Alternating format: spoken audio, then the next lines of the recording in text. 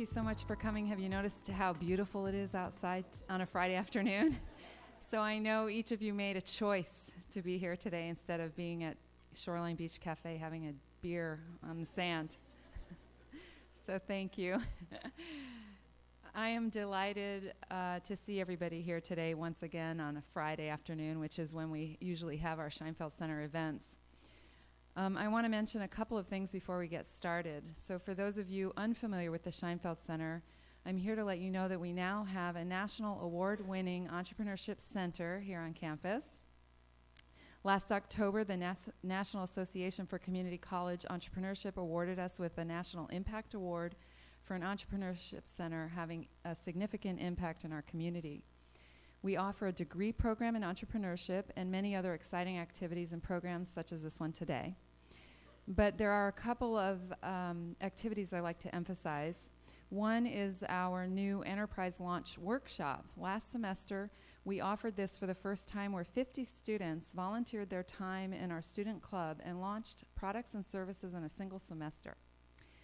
And we had 10 products and showcased them on demo day in front of investors and gave away $1,000. This was so popular, we're doing it again this semester, and orientation is February 10th, and there's information outside about our Enterprise Launch Program this semester. In addition, we will be conducting our second annual New Venture Challenge, which is a campus-wide business plan competition, and we are once again giving away over $15,000 in awards for this year's competition. I want you to consider for a moment President Obama's recent State of the Union address. He pointed out that in the last 22 months, businesses have created more than 3 million jobs. That's the most jobs created since 2005. He also reminded us that most new jobs are created in startups and small businesses. He emphasized that an economy built to last is one where we encourage the talent and ingenuity of every person in this country. That means we need to support everyone who's willing to work and every risk taker and entrepreneur who aspires to become the next Steve Jobs. I believe we are giving our students this support right here at the Scheinfeld Center, and I continue to believe with all my might that there is no more relevant place to be on campus.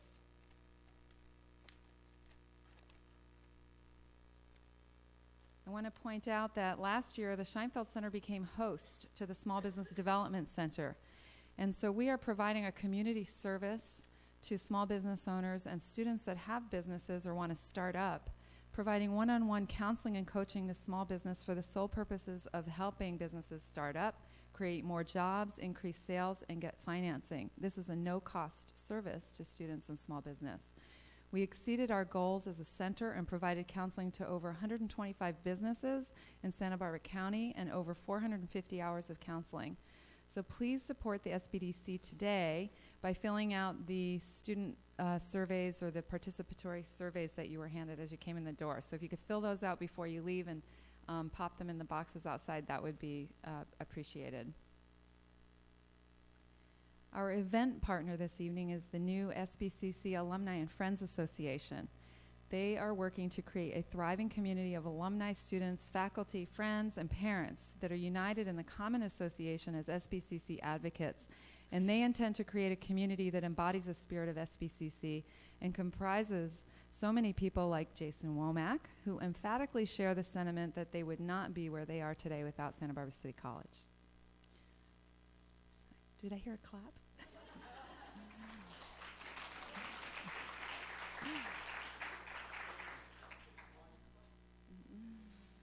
I want to introduce a very vibrant, outgoing, personable, talented, incredibly smart, and an overall likable guy.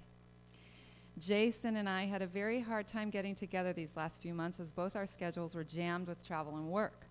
We discovered we would both be in New York City at the same time, so we set a meeting there. I find it absolutely crazy that the only way I could meet Jason was to be in New York City at the same time he was, but it really did work out that way. So here we are, this past Monday, having dinner at one of his favorite restaurants on 50th and Broadway. It's an honor to have Jason Womack here with us today. Jason, an international consultant to Fortune 100 companies, is an expert in how we can make ourselves better performers, and he has a keen ability to ask pointed questions to get you thinking about your own goals.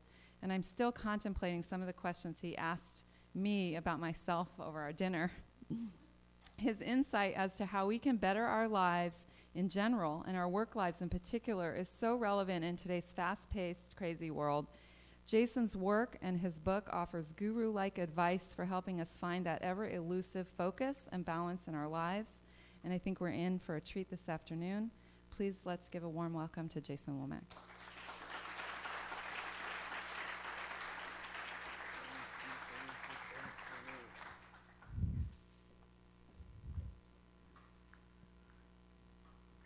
Good afternoon, everybody.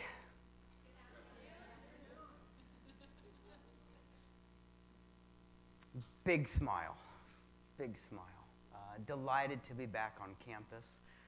First got to Santa Barbara City College in 1990, straight out of high school. One of those stories. Who came straight to City out of high school? This was the next stop for you. So welcome. So many amazing things are going to happen here. What I thought I would do is give you a little bit about, am I okay, Gary? I'll keep on talking. Give you a little bit of background as most people on this side of the stage would do. The real focus that I'd like to get to is everyone check your clocks, your watches, your phones. By about 5:10, I would love to start up a Q&A, some kind of a dialogue back and forth. So for those of you wondering about these different kinds of things, we'll talk about entrepreneurship, small businesses, and those kinds of things. Just kind of get those questions going. I noticed that I pressed the button for my laptop to show up, but it didn't, so I'm going to go back there. Just 1 second. I'll be right back for everybody. That's the one I wanted. So I always make myself as available as I can. That is my cell phone number, so if you have a question, you can text me. That's my Twitter handle, so if you have something that you want to share, that's good. Okay, it's late in the afternoon. We'll work together on this one. Please go ahead and do that. I actually this is my first slide wherever I'm speaking in the world. So in the past year, I got to visit several different countries, 142 airplane flights, 260 nights in hotels to get my body around the world to do what it does. What do I get to do? I get to speak with small businesses, entrepreneurs, people just starting up, managers who've just been promoted all the way up to Fortune 100 CEOs. The last company I had to work with, the last biggest company I had to work with was an aerospace company out in Washington, D.C., and the executive that I was advising for 2 hours, which was a long time for him, his former job was he advised Clinton every morning on the state of the Middle East. So he had an insight into the world that I just could not grasp. I guess one of the first things that I want to share with you about entrepreneurship, who's at least interested in entrepreneurship? I'm just trying to get everybody to raise their hand. This is working. Probably the first thing that I want to share with you about entrepreneurship is it's actually easy. Identify a problem, figure out a solution that people will pay you for, and make that solution as available as possible to the world. Not simple, but easy. And if you take a look at what you're carrying with you right now, what you're wearing, what you're holding, what you have in your pocket, your purses, your wallets, your backpacks, at some point, that was a problem that someone had to solve. Each month, I pick a biography to study. So this last month was Thomas Edison. When he was a kid, they called him Al. And one of the stories about Al is he was in the farm barn one morning, and his parents were looking all over the place. And one of his uncles says, "I think I know where he is." Well, the story goes that the day before, Al had seen a hen sitting on an egg.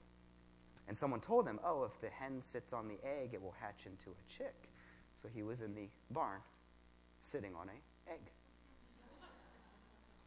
By the way, Thomas Edison went on to hold over 1,092 patents for the problems he solved.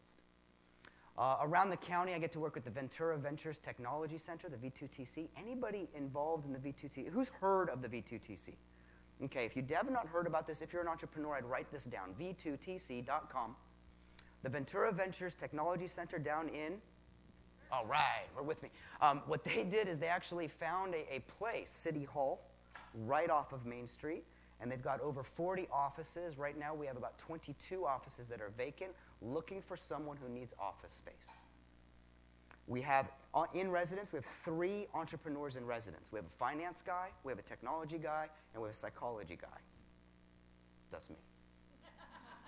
So what we can do is support organizations who are just starting up. We've got a couple companies that have just launched in the past year, 1, 2, 3 people, and then just at the end of last year, we did get one company funded at 2.4 mil.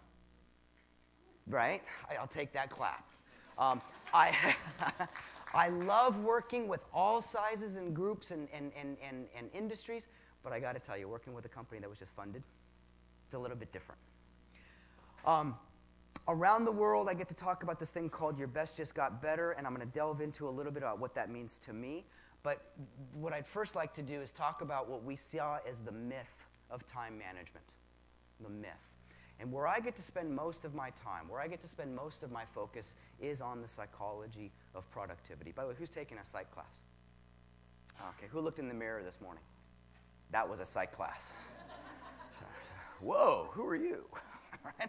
Just trying to figure this out. My second master's degree came in psychology because after I'd gotten my first master's in education, I knew how to teach.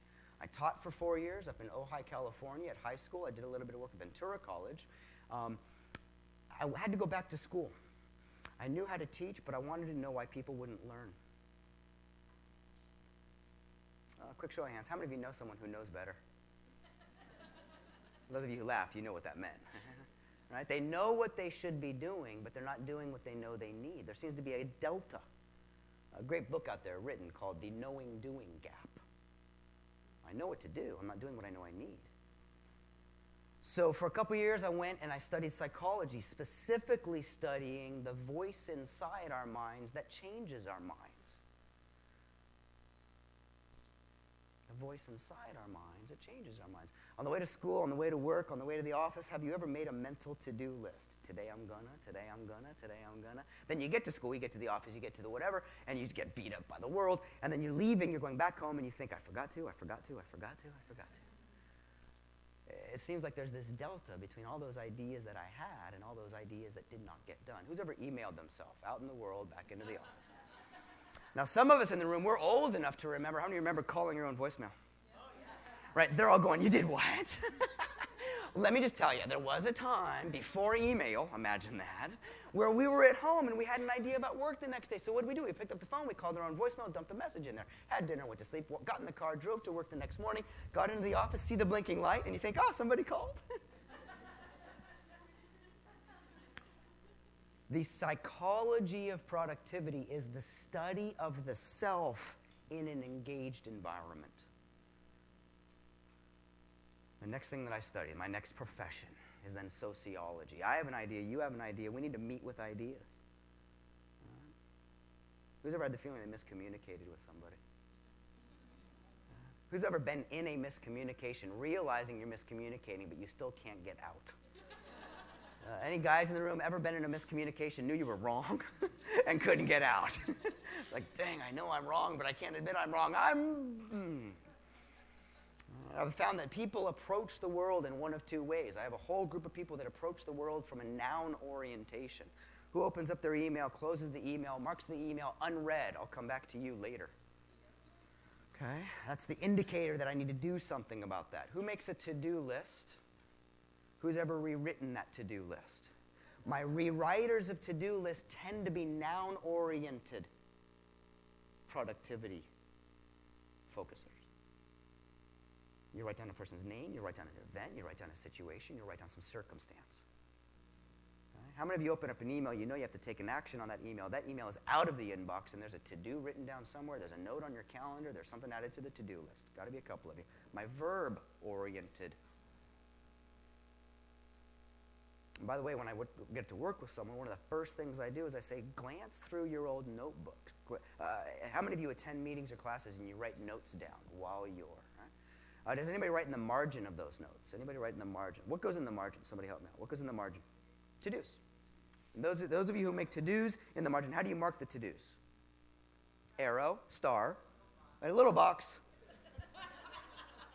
usually initials. I know people who travel with a highlighter and they'll highlight the to-do. Now, by the way, I hope what you're getting away from this one right here is my psychographic approach to productivity may be different than my colleague.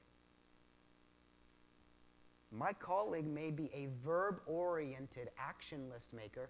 I may be a noun-oriented visionary.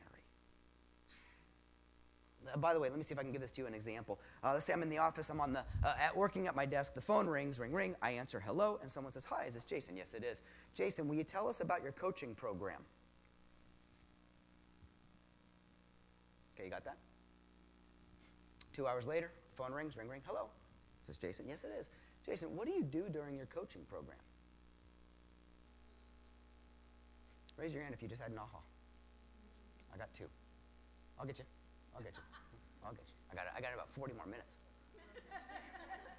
But y'all understand that if someone says, Jason, tell me about your coaching program, the last thing they want to hear is, well, I fly in the night before. We usually meet for dinner. By 8 a.m. we're going to. By noon we will have. By the first day, they don't want to know the details.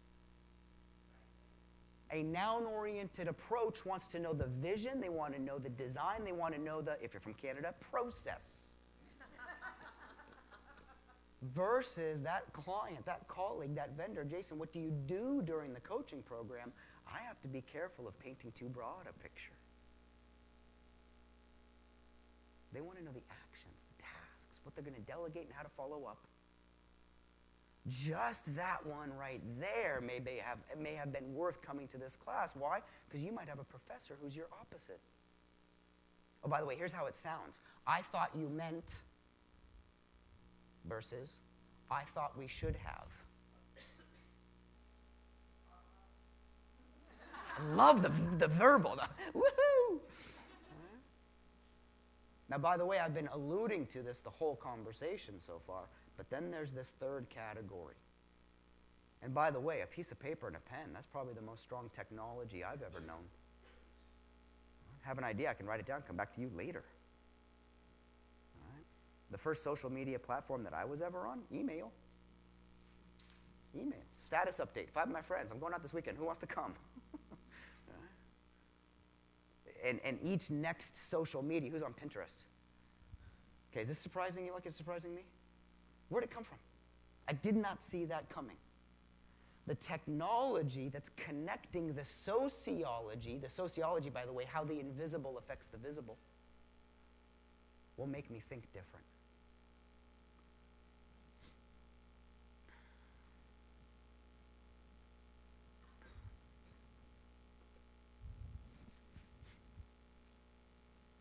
"45 seconds. I'm going to ask you to turn to the person sitting next to you, introduce yourself, make that weird, kind of, ooh, my name is. But I'm going to give you 45 seconds. I need you to come up with what you think a myth of productivity is. 45 seconds. Are you ready? Set, go.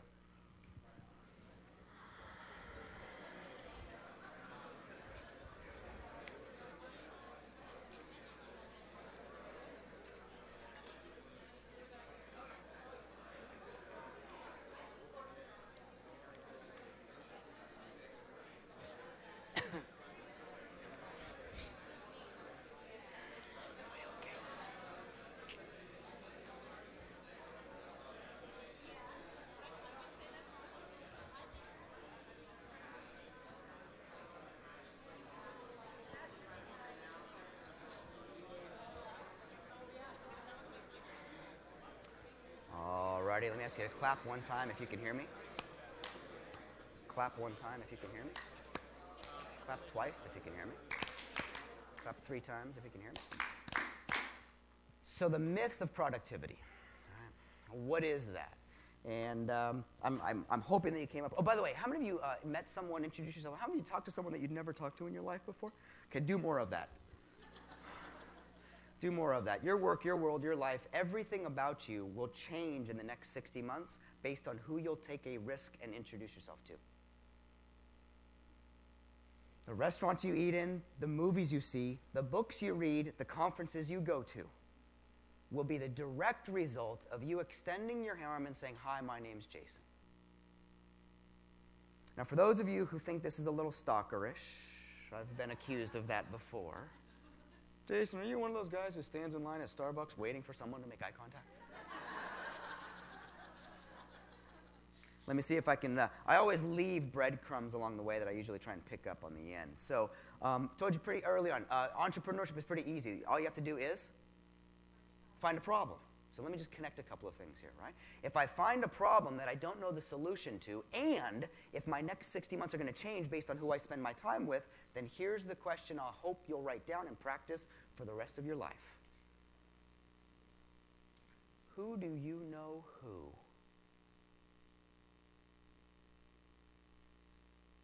Who do you know who has fill in the blank? Who do you know who does fill in the blank? Who do you know who is fill in that blank? And you can use it over and over and over again.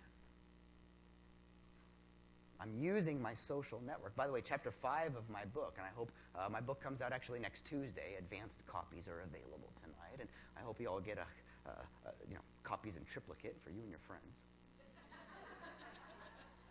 At any rate, chapter 5 is called Improvement and Your Social Network.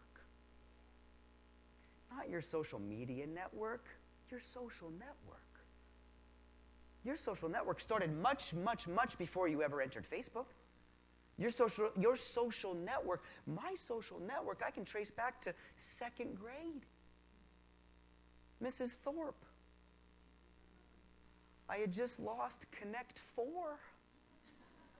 And I was crying. And she came over and said, Jason, it'll be okay. By the way, who's had a teacher, a coach, some person of influence affect you positively in your life? How many of you, their name just came to your mind? Are they alive? Write them a letter. Are they alive? Write them a letter. If they're not alive, write them a letter and then just burn it. That's another seminar. Taught high school for 5 years, 1 year in Santa Barbara and 4 years up in Ojai. And the letters that come back from the students, I forgot to say something. How many of you have had someone of influence and kind of impact your life? A coach, a teacher, raise your hands again. A friend, a neighbor. You're that person for someone else. I don't care how young you are. If I can stand here and say, I've had someone influence me in a positive way, I need to be able to hold the mirror and smile in that thing. And go, wow, Jason, maybe you were that person to somebody. I write one handwritten thank you card a day. Every day of my life, one handwritten thank you card. To who? Doesn't matter. Somebody. 7 a week. I get through about 40 a month, my wife has tracked. Jason, you need more stamps? I need more stamps. By the way, who's ever received a thank you card in the mail? Who's ever received a thank you card in the mail? It's something. Did you hold on to it, by the way? Save it for a rainy day. Some people save money for a rainy day. I have a bunch of thank you cards. Because the investment that I can get in that. Now, my thinking was, if that's how I felt receiving a card, what would happen? How would I feel if I wrote one? Oh, I should probably come back to this one. The myth of productivity is that you'll ever get it all done. Actually, if I had time, which I do, I would actually say there's a deeper myth, and that's the myth that you want to get it all done. By default, and I hope you acknowledge this about yourselves, by default, the reason you're here is you want more to do. You're here. Y'all understand the people who didn't come tonight, they don't want any more to do. Friday afternoon, they're out. Right, some of you are out mentally, but you're here physically. Right? You're here with me right now. And what I know about the people that I get to spend my life with, the people who inspire me the most, they are the ones willing to find an open block of time and see how to fill it. But here's the catch. We can fill it with busy or busyness. That's the other way of saying business. Who's ever had a day where they were really, really, really busy? Ever had a day where you were really busy? You get to the day, oh my gosh, I didn't have enough time today. I was really busy. Who's ever had one of these days? And then you think, what did I do? The time went by. And so one of the things that I work on my clients with, and you remember we got the psychology, sociology, technology of a productive day, is I'm always working with my clients to create some kind of a dashboard, some kind of a place they can come back to that reminds them of what are the most important things, the MITs I call those.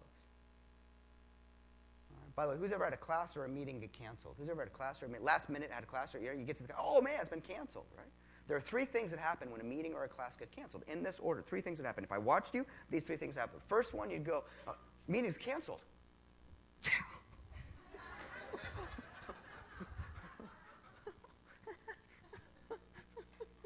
Who's ever put a fake meeting on their calendar?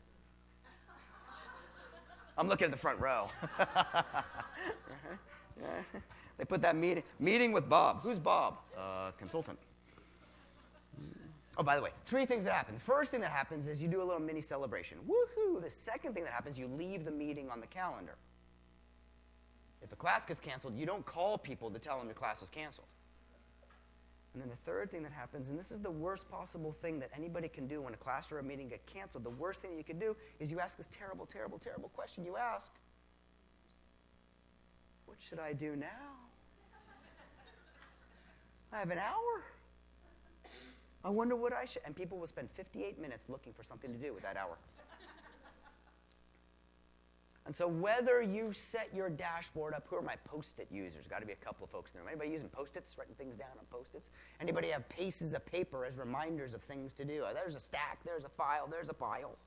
That's your dashboard.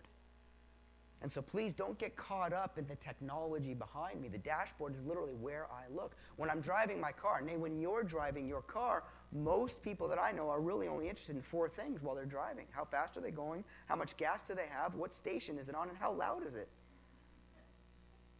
Everything else is kind of detailish. The RPM thing? I don't know. I don't know what that does. It goes up and then it comes back down. It stays in the middle. All right. But if a song comes up, the volume goes on. Anybody ever listen to their stereo on scan? Just driving down scan, just see what's out there. Right. By the way, I think most people review their daily email like they review their scan on their stereo.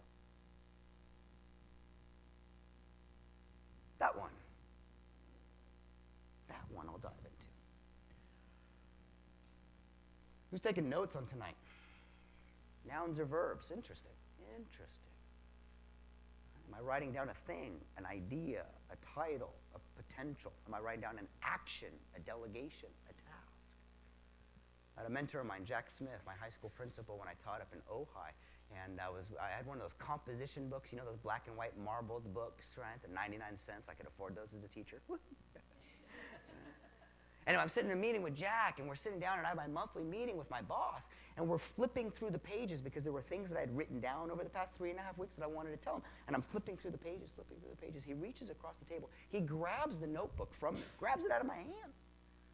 He goes to the front of the workbook. He says, Jason, from the front of the notebook to the back, write down your ideas. And he goes to the very last page. He says, one item per line, write down what you have to do.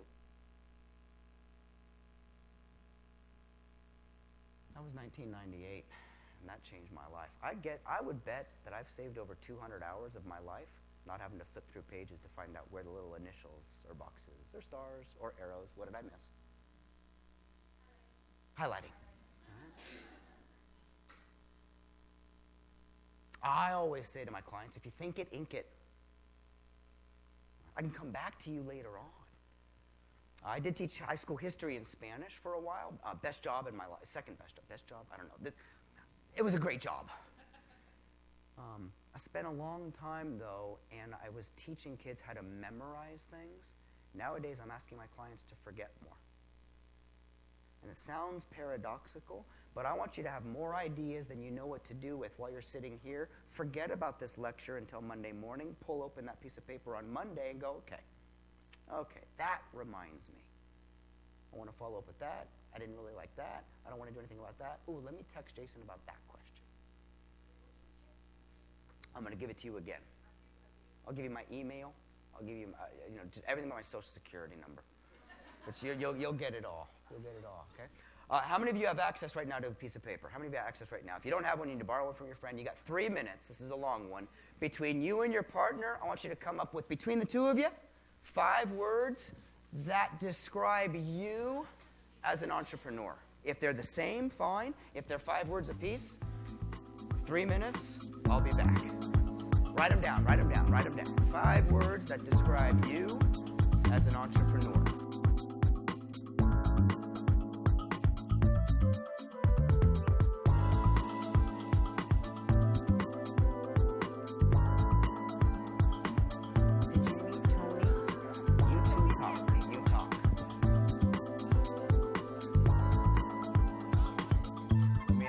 Slowly wrap that to a close. If you enjoyed that process, you could thank your partner or quickly turn away.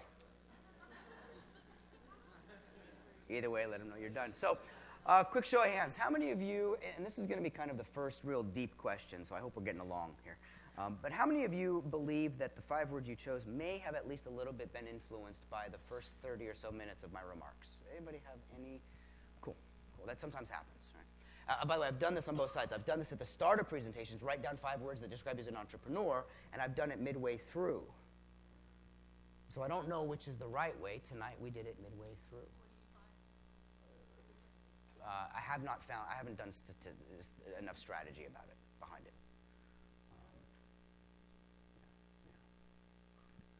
Shout out a couple. What was one word you came up with to describe you as an entrepreneur? Uh-huh. You take that one? That's not cheating, it's collaborating. Give me one. Perfect. Persistence over here. A couple more. Connector. 3C. And that's, of course. Communication, coordination, and cooperation. So I got 3C. Yeah. Now, by the way, from the back... That's right. From the back of the room, when I hear someone give me 3C, and then every single one of those words ends in shun, I'm building a psychographic of how to communicate with that person. Action-oriented. Now, it's not that we're one or the other. It's like a car battery. You need plus and minus on both sides. If you take one of those off, the battery won't work. But we lean one side toward another. And if I know that as a noun-oriented guy, if I can associate, sit down with, and work with someone who attacks things from a verb orientation, we can keep on going. Right? We go out to dinner and we get to share, we get to break bread together and have a conversation. I will have developed a new website company. I own over 140 domains. Jason, why do you have so many? Because I get an idea. That is, I found to a problem that I found. Grew up in a restaurant. Spent the first from 7 to 14 in a restaurant. Right? When I look around and I see someone in a restaurant, I go, wow, there are things they could do to increase their net gain in tips. I'm not selling anything tonight, so I'm not going to give you the domain. But I built a website that teaches people how to earn more as a server in a restaurant.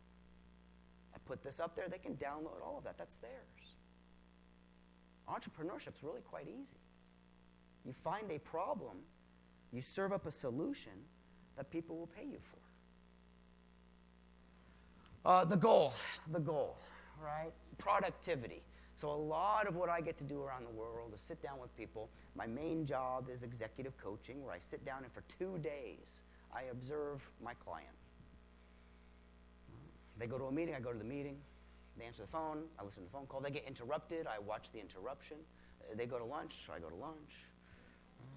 They want to bring me home, there's an extra charge.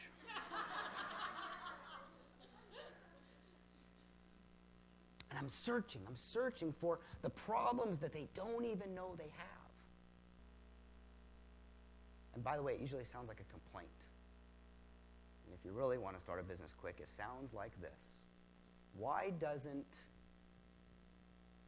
or I wish that,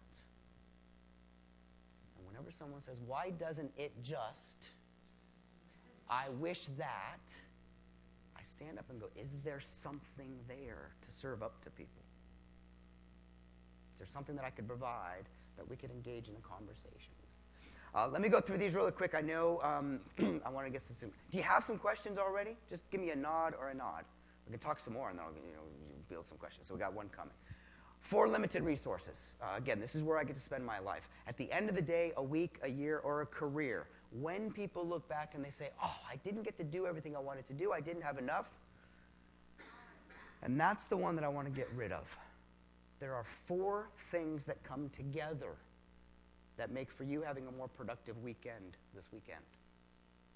Now, some of you are going to say, but Jason, I don't want to work this weekend on that stuff, but you want to work on that stuff. Anyone ever heard someone say, I wish I just had time to do nothing? Have you heard someone say this? The next time they say that to them, just call them out. You're lying. I wish I had time to do nothing. Lie. Why? Because if you had time to do nothing, you'd do something. You'd read a book, go for a walk with the dog, you'd watch a movie, take a nap, go outside. There are so many things you could do if you had time to do. Oh, by the way, here's a quick little tip. Put off to the side of your to-do list, your Post-it, if I had time to do nothing, a.k.a. if a meeting gets canceled. Here are 4 15-minute things I could engage in. I'm going to meditate for 15 minutes. I'm going to read 2 chapters of a book for 30 minutes. I'm going to call my mom for 15 minutes. Simply waiting until I have the time to do that. Right? When I was a kid, I was brought up to think that there were 24 hours in a day. Right? But that doesn't mean anything to me anymore. This one did. In the past week, have you had anybody show up late to a meeting with you by 15 minutes? Has anyone had anybody show up late? They were responsible for 1% of your day. By math. If someone shows up 15 minutes late to a meeting with me, they just stole 1% of my day. That's not okay with me. Oh, by the way, when someone runs late, the kicker of it is 15 minutes before they arrived late, they knew they were going to be late. And we live in a world now where you can let someone know. Hey, who are my morning people? Sun comes up, woohoo, it's another day, it's going to be great. Who are my morning people? Mm-hmm. Who are my night people? Sun goes down, you kick into gear. Mm-hmm. How many of you have no idea when you are? You just kind of flow through the night. We found that your mental and physical energy change what you focus on. Morning people, I would suggest for the next week, try this. Don't check email for the first 15, 30 minutes of the morning. Mm-mm. Now, someone's wondering, but Jason, if I didn't check email for the first 15 to 30 minutes of the morning, what would I do? My answer, anything else. Review that PDF, go through that file, call that one client, go to that one website, do that research, sleep in. Hey, how many of you set your alarm early just so you can hit snooze a few times? All right. Here's a 5-day experiment. Stop that for 5 mornings. Just 5, give me a shot. Jason, when should I set my alarm? For the last possible moment you can wake up and not be late.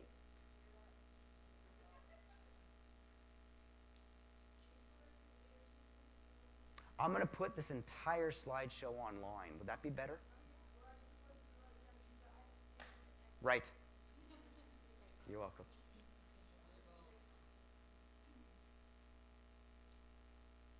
Who has access to a digital camera?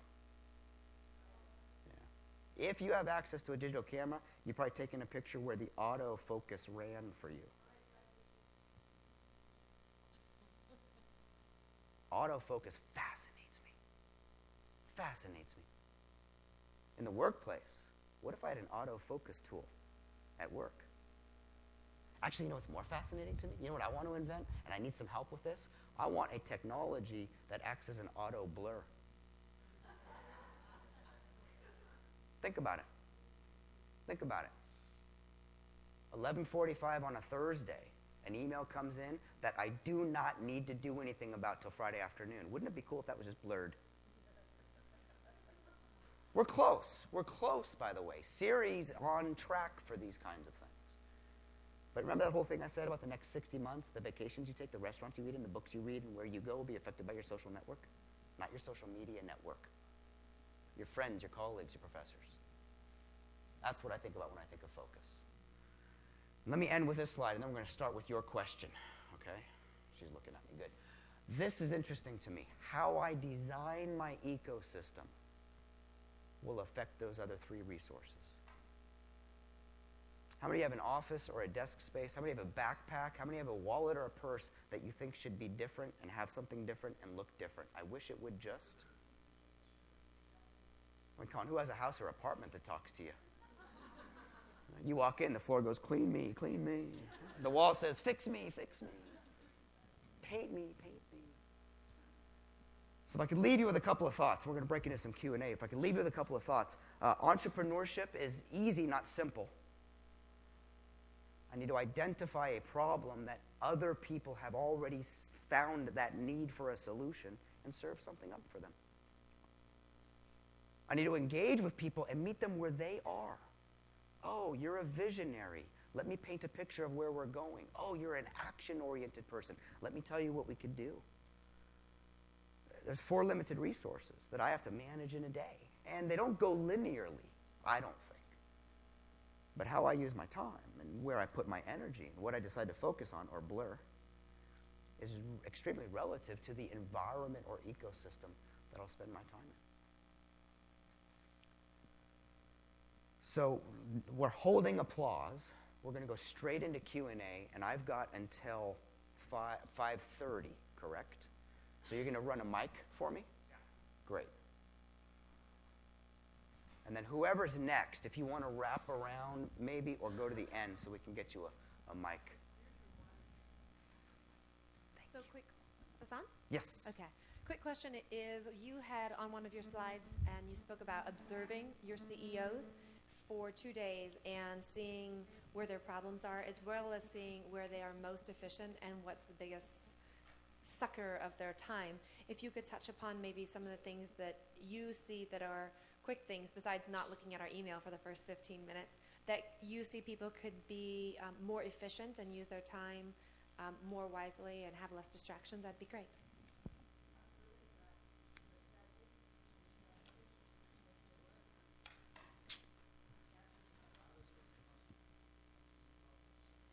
The loudest one gets, oh yeah, I get it. Interruptions. Far and away. Far and away. USA Today did research, whether you believe in USA Today and how much credibility you give that newspaper. It is the nation's largest newspaper. But they did a study. Most people sitting at a desk 8 to 10 hours a day. I'm looking at a couple people over here. Sitting at a desk 8 to 10 hours a day are interrupted by their outside world 180 times per day. Now, I got something from a mentor of mine, Ken Blanchard. He wrote the book, The 1 Minute Manager. That's probably the one book I'll recommend tonight. I may get to another one, The 1 Minute Manager. He recommended a process that I call now 3 or more.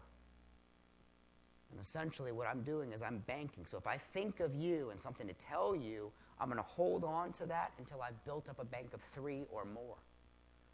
Now, if you play this out, if I think of 3 or more things, and you think of 3 or more things, and I walk into your space and I say, hey, do you have a, oh, by the way, what do people always ask for? Do you have a, yeah, they never want a minute. They never want a minute. Actually, I should give you these quick 2 tips right away. When you need something from someone, you're going to call them on the 53. I call you on 953, 253, 453. And when you answer the phone, I say, hey, it's 9:53. I have a 10 o'clock. Do you have a few minutes? What did I just tell the client? There's an end. There's an end. I'm going to get out now that I've gotten in. If the conversation goes, I have that out. Now, if I bank those 3 interruptions, and he banks those 3 interruptions, we sit down once, we talk about 6 things. Mathematically, managerially, it'll take less time to talk about 6 things at one time than one thing 6 times through the day. So by far and away, one of the first things I'm looking for is, what is the interruption program at this office? Do people have full license to come in, or are they banking those interruptions? Probably the second one that I would take a look at, who's ever gone into their sent items to find an email they sent to one person, copied it, and sent that same information on to somebody else? Yeah, I'd stop that right away. I'd stop that right away. In Outlook or Apple Mail, I would build a whole inventory of new signatures. See, I can guarantee you what kinds of questions I'll get based on the kinds of seminars I present. Right? I wrote a 38-page booklet on how to use Microsoft Outlook, just a little side project I did. But if someone were to email me, Jason, will you send me that Microsoft Outlook document? I'm not going to go to my sent items, copy, and send it. I'm going to swap the signature.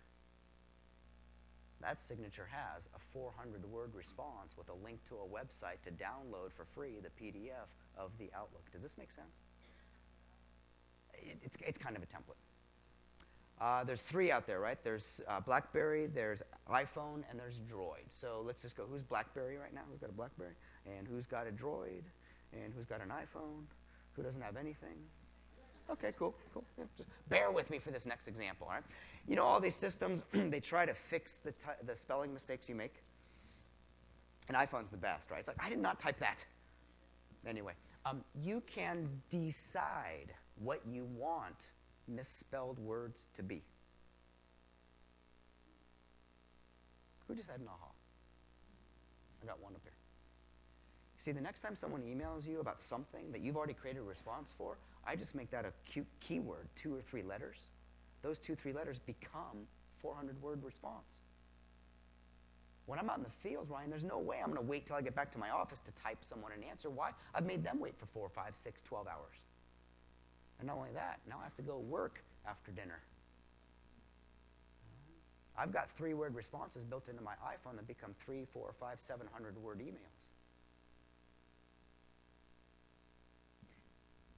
Those drop at least a couple of ideas into your little garden.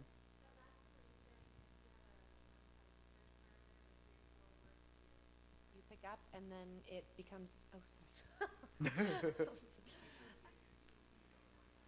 Oh, okay. So on your 2 or 3 email, are those a search that then created automatic response? So my YouTube channel, youtube.com/Jason Womack, I've got videos on how to build signatures, BlackBerry auto text, iPhone shortcuts, and it'll show you out there. You're close. Okay. Entrepreneurship, innovation, development. She's going to run you a mic, so if you'll stand up, let her know where to run to. Oh, I totally lied, brother. I'm going to get you before you leave. Yo. Hey, you said you had something like 100-something domains? Yes. Yeah, I was wondering how many of those are active, how many of those, what's your profit from all those, and what's your salary, or how much money did you make?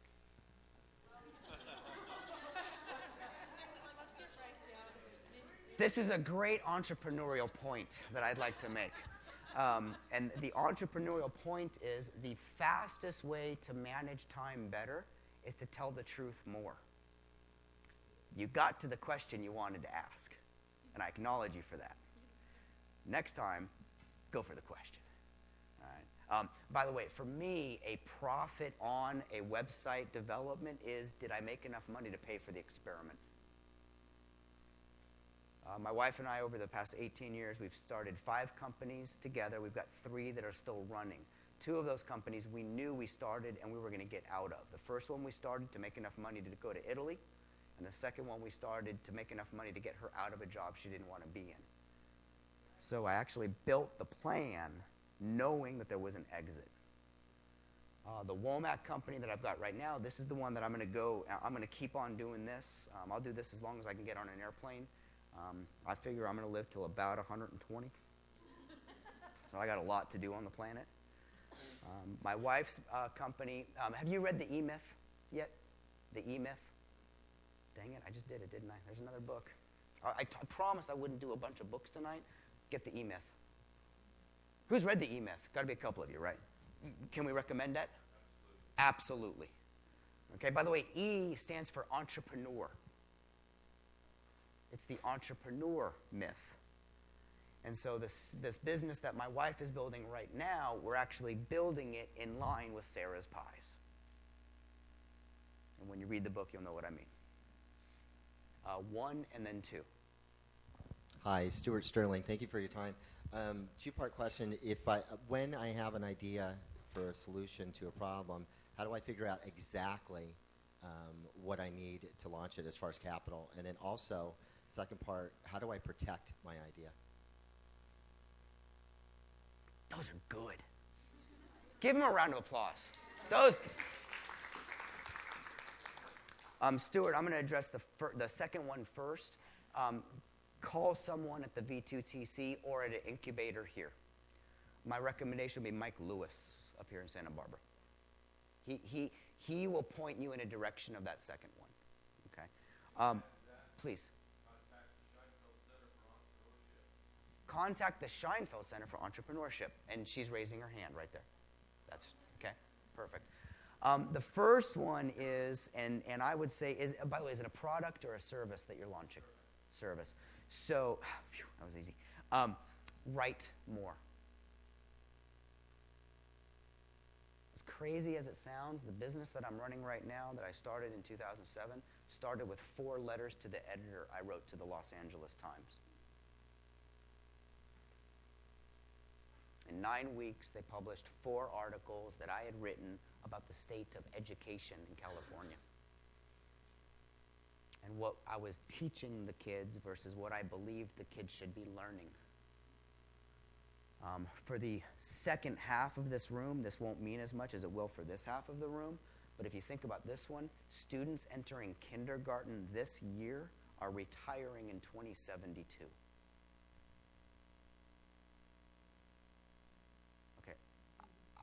I can't imagine what's coming next year, let alone 2072. I mean, if we could go out and get a cup of coffee or a beer and you could tell me what the iPhone 6 will do, I'd give you a lot of money. If you could tell me what the iPhone 6, because the iPhone 6 is around the corner, 2072. So that, to me, Stuart, is what I think of when I hear your questions. And because it's a service, it means you're going to have an educational component to that, what you're providing. Let me give you a name, Joe Polish, like shoe polish, Joe Polish. He's probably the king of marketing, services, and ideas. And if you contact him, just say that I recommended you contact him. You betcha. I think there was a hand in the middle, and we're going to make this the last formal question. And then I don't have to be anywhere. I'm going to Kansas Monday, so we can hang. I actually have 2 questions. Is that okay? Okay, the first one is back to the domains for a second. How did you start with your domains? Like, was it where you got an idea and you thought, hey, some other guy might buy this, so let me buy it up right now and sell to the highest bidder? No. Okay. So can I take that first one, then we get to the second one? Yeah. Or do you want to ask me the second one and I have to remember it? No. The first Go one? ahead. It's okay, I got you. Okay. Essentially, for me, it was to buy a domain right now is about $10. So if I can go out and have an idea, and then I go home and I spend $10, and I can put something up that would be of service to people, that maybe they would download a book, download a PDF, download something. So it's not just a domain name you're buying, you're also working on the website itself, so it's not just a name. Exactly. Okay. And to piggyback on that, a lot of those domains are pointers. So I'll buy a domain over here. For example, I bought one called Productivity and Technology. That domain, if someone were to type it in, Stuart, points to a long blog post I wrote about productivity and technology with a link to buy an Amazon book. Does that make sense? So, and by the way, you probably, I did not do this up front because I thought I could get around it, but when I think about entrepreneurship and small business, I'm thinking about small business. I believe that's what's going to get us out of this mess. Can I create something of value that when I provide that to people, my needs will be met? I'm going to get to your second question in a second. A great mentor of mine, he said, Jason, on one side of a piece of paper, write down all the bills you have and all the expenses you have in a month. On the right-hand side of the paper, just write down businesses you could start to tick off the bills. All right, the business we started to create, the business that we started to go to Italy, we imported merino wool sweaters from Milan, and we sold them on the UCSB campus. And Jody and I did that way back in when? And that was the start of the continuation. Number 2. Okay. My second question is, so your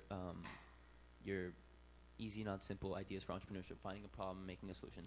I'm curious as to what you think about entrepreneurs who are thinking about not reinventing the wheel, but simply doing it better than everyone else.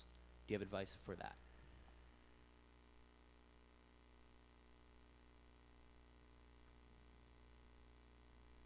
What I heard in my head was that Ecclesiastes quote, "There's nothing new under the sun." That's what I heard in my head when you asked me that question. The title of my book is "Your Best Just Got Better." So if in 18 months I can be better then than I was today, by my own definition, and like we did earlier, your definition of the word entrepreneur may have been different than your colleague's different definition of entrepreneur. Your definition of what's better may be different than someone else's definition of what's better. So I don't really have an off-the-cuff answer for that one. Email me. Okay. Melissa, I think for time's sake, I mean, I can keep on going, but they signed up to be here from 4:30 to 5:30. So do you want to come back down carefully? And Right. yeah. Watch those chords. Hey, can we do a round of applause for Melissa for putting this together?